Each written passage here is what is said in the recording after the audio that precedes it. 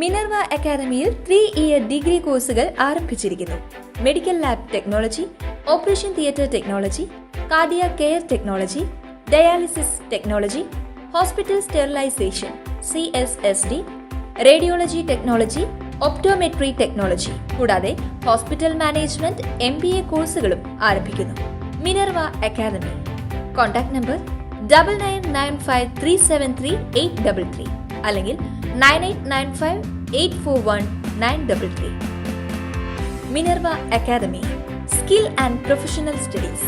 അകമല കുഴിയോട് പ്രദേശങ്ങളിൽ സ്ഥിരമായി നാടിറങ്ങുന്ന ഒറ്റയാൻ ആനയ്ക്ക് വേണ്ടിയുള്ള കാടിനുള്ളിലെ തിരച്ചിലിൽ ആനയെ കണ്ടെത്താനായില്ല.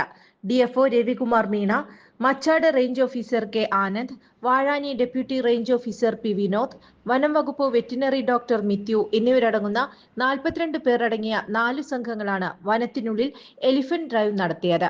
8 കിലോമീറ്ററോളം ഉൾക്കാട്ടിൽ പരിശോധന നടത്തിയെങ്കിലും ആനയെ കണ്ടെത്താനായില്ല. കൊമ്പൻ ആനയാണ് സ്ഥിരമായി അകമല പ്രദേശങ്ങളിൽ ഇറങ്ങുന്നതെന്ന് വനപാലകർ പറഞ്ഞു. ഈ ആന തന്നെയാണ് കഴിഞ്ഞ ദിവസം റെയിൽവേ ട്രാക്കിൽ കൂടി സഞ്ചരിച്ചിട്ടുള്ളത്. ആന റെയിൽവേ ട്രാക്കിൽ വരെ എത്തിയ സാഹചര്യത്തിൽ സംഭവം ഏറെ ഗൗരവമുള്ളതായി കാണുന്നതായി വനം വകുപ്പ് ഉദ്യോഗസ്ഥർ അറിയിച്ചു. ആന റെയിൽവേ ട്രാക്കിൽ വരുന്നതിലൂടെ വൻ ദുരന്തം ഉണ്ടാകാനുള്ള സാഹചര്യവുമുണ്ട്. ട്രഞ്ച് സംവിധാനം നടപ്പിലാക്കി ആനയെ തുരത്താനാണ് ശ്രമം നടക്കുന്നത്. ഇതിന് നല്ല ചിലവ് വരും.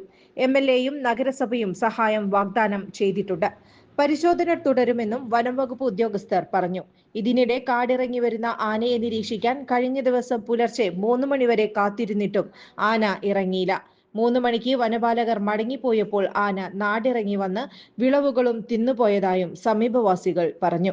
കൂടുതൽ വാർത്തകൾക്ക് ഞങ്ങളുടെ ചാനൽ സബ്സ്ക്രൈബ് ചെയ്യുക. Facebook ഫോളോ അപ്പ് ചെയ്യുക. വാർത്തകൾ വേഗത്തിലറിയാൻ Anytime News.